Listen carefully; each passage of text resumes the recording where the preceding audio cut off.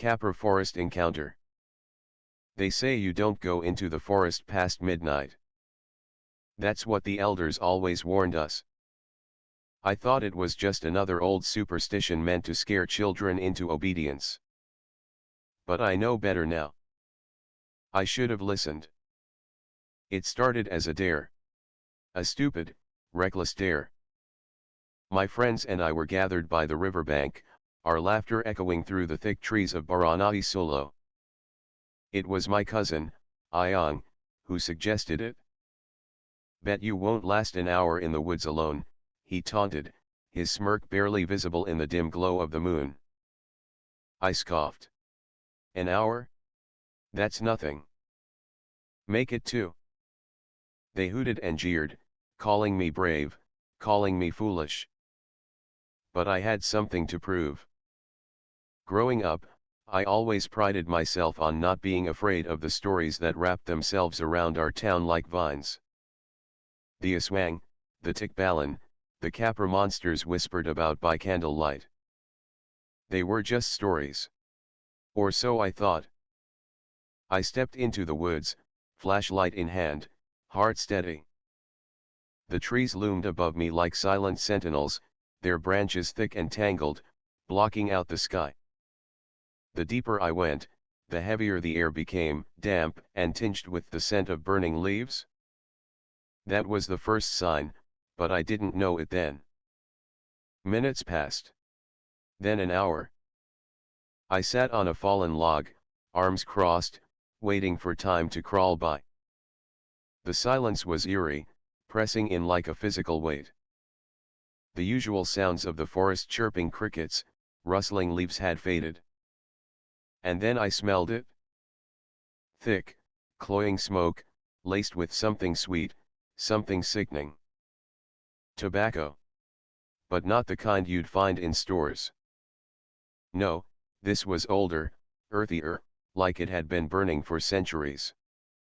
A slow, deliberate inhale echoed through the trees, followed by an exhale so deep it made the leaves tremble.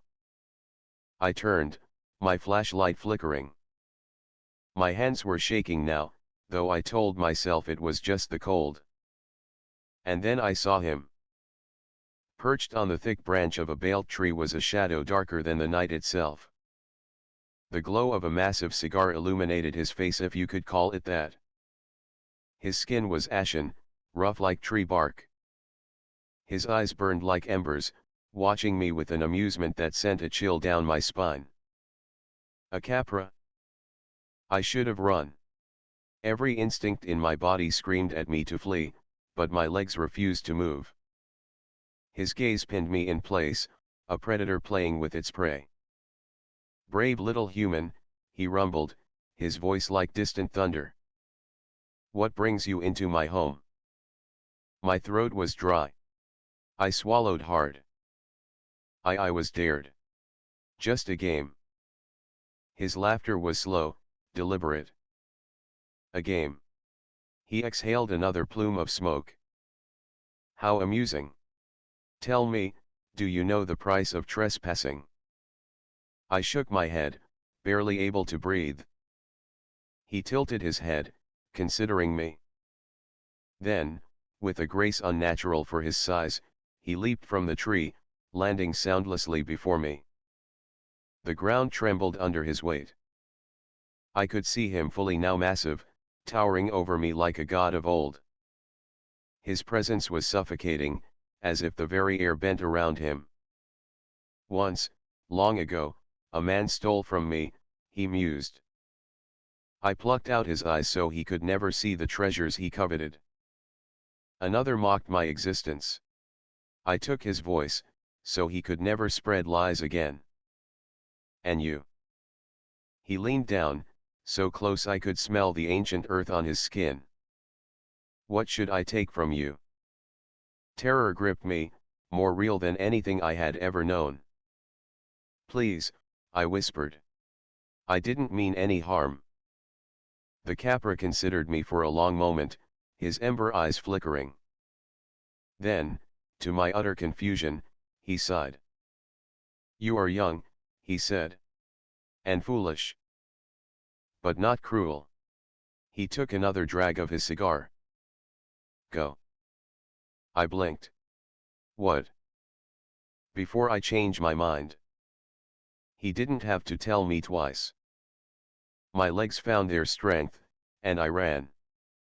Branches whipped at my face, roots threatened to trip me, but I didn't stop, not until I burst out of the woods, gasping, trembling.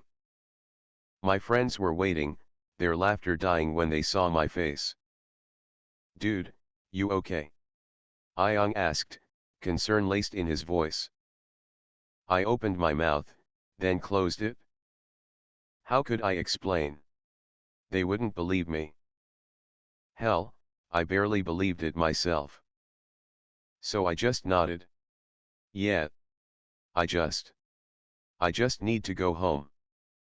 That night, I barely slept. The scent of burning tobacco lingered in my room. A reminder. A warning. The elders were right. Some places, some beings, are not meant to be disturbed. And the next time someone dares me to enter the forest at night, I'll say no.